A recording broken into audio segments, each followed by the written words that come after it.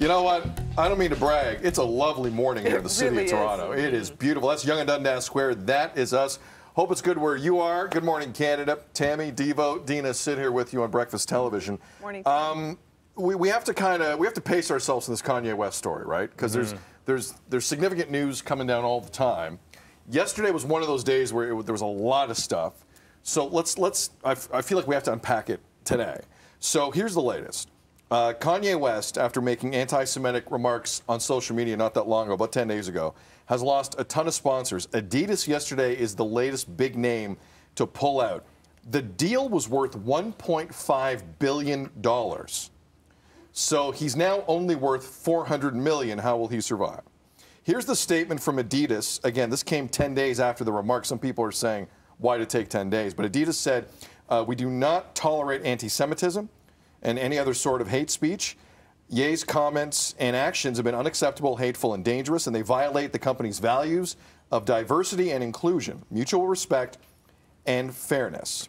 Devo, how much further does this go for Kanye West, who also lost Aaron Donald of the NFL, Jaylen Brown of the Boston Celtics, so he has an agency. Yeah, his Donda Sports Management Agency is basically going to dissolve because they were the only two people that were signed to it, as we know. So these are two major athletes that were trying to do other endorsement deals outside of their sport. They had signed to Donda, named after his mom, which a lot of the stuff he does is named after his mom. His late mom, yeah. His late mom. And that's where everything started for me. And I've said it over and over and over again. When she passed away due to a cosmetic surgery and complications of that he paid for, everything changed with him and his personality and his attitude and everything. This guy was a hustler, loved his mom. She was his manager and his best friend. Doesn't excuse the things that he says. And a company like Adidas, who have Nazi roots with their founders, you know, when he goes on the Drink Champs podcast and says, hey, I can say anti-Semitic stuff, Adidas ain't gonna drop me because the Yeezys are worth this and I get this much in sales. They needed to do something quickly. They waited a little longer than a lot of people thought, but they did something cool. They did something about it. Now his net worth, as you mentioned, drops down to $400 million. That's gonna continue to go. His agency that represents him has now dropped him as well. So he doesn't have representation. But my biggest question is, where are the people that made money off you, that supported you, that are allowing you to go out there when you say that, you know what, I don't take my medication and then things like that, I say certain things, that are allowing you to go out there and be in front of cameras and say all these things? Why are they not there to support you now? The people that made a ton of money off of you. Enabling him. Are not supporting you. These yes people that are around. They've all disappeared. It's funny how they disappeared. Look, Kim and everything, I get that there's not a good situation over there.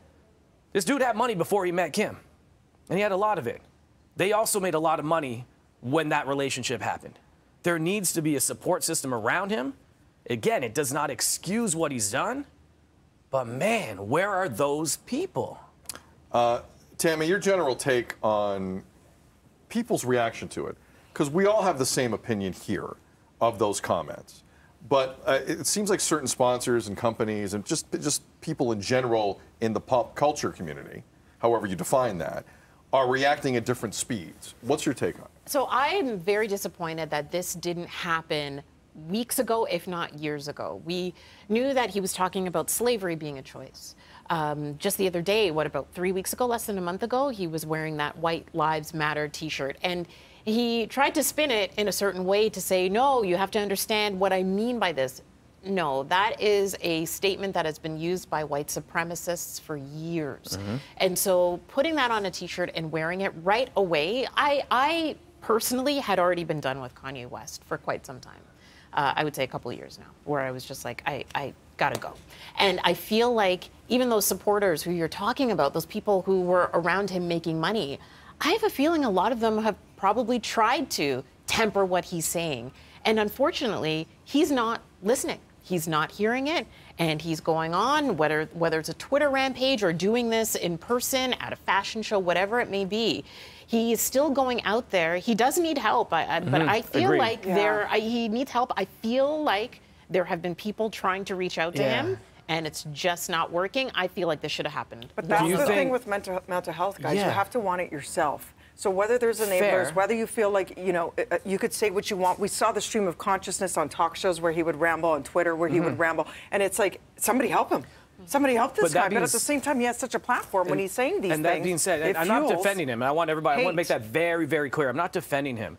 But are we enablers? And I say we as in the media who are putting a microphone in front of him and putting a camera on him and saying, please talk to us. We know that you aren't on your medication that you've talked about, and we know that you're spewing things out, but we're going to put a camera on you and let you do it anyways because we want clicks. You know, like, are we at fault for that as well? When somebody's sick, do you put a camera on them? Right. But that's what we're doing. We're watching this dude unravel in front of us. Again, I'm not defending anything that he's doing, but there is a little bit of this. It's got to stop. It's a bit of a train wreck, and we want to watch it. Don't feed it. What do you say, Sid? He's lost more than $500 million already. That's the first thing. Secondly, in terms of, like, you're right. He has to want to get the help. Yeah. But you're right in that there's a bunch of people who made a lot of money off him that maybe didn't want him to get the help. Right. Because he's been edgy most of his career. Artistically, he's gotten to a point for a reason. And we're seeing the really negative, evil side of it now. I no longer care what happens to his career. That happened a while ago. That happened 10 days ago. It's not my concern. I don't care how much money he loses. This is completely self-inflicted, 100% self-inflicted. He's racist, and everyone sees it. Now, what I'm curious about is when does the apology interview happen? Because when he's down to $30 million in net worth, then you're going to see, and not the Fox and not any of that stuff, not Fox News or anything. It's going to be a different type of interview, the really begging for forgiveness, and I've shut it down. You know, I hear a lot about, well, you know, you got to forgive. Sometimes you don't. Sometimes you don't have to forgive.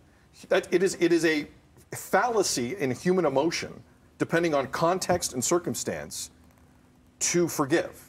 Forgiving is not a right. I don't have to forgive anybody. I don't have to forgive that guy. He's racist. Why do I have to forgive that? So the notion that he still needs the help and there's still a way back, I don't care if he gets the help. I don't care. At one point in his life, he's a salient mind and he knows what he's doing. I'm sorry. But it's not clouded 24/7. He's not. He's not. He made $1.5 billion. That just doesn't happen. Okay? And my point is, I don't care what happens at this point with Kanye West from an apology standpoint. My mind's made up.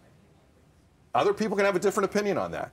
But there is no law that says I have to forgive anybody on anything, anywhere, let alone overt racism.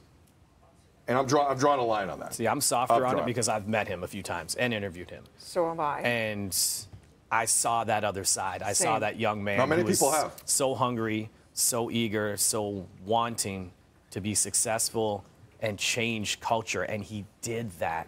And the thing is about, you're talking about when he's going to have that money. Well, don't bump Gold Digger anymore, because you will. You're going to be playing all his records. And as much as people want to hate on him and call him whatever, you're still playing those tracks. Yeah.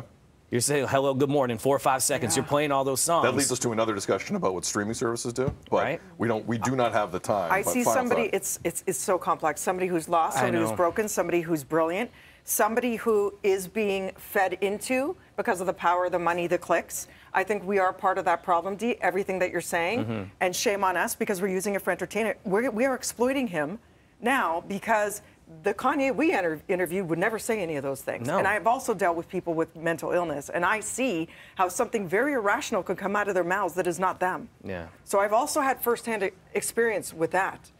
So all these things need to be taken into account. But it's the two extremes, right? We saw the extreme of, like, the good, and we're all seeing the extreme of the bad right now. And the bad is very, very bad. Yes, and his platform is fueling people who are sticking to that and allowing that hate to breed and be fed upon and He's also had 30 chances to walk that back and has not. And has not. Has And that's not it. And I agree with that, close to walking back Yep. that hate that he spewed online. We don't have near enough time to be continued on this.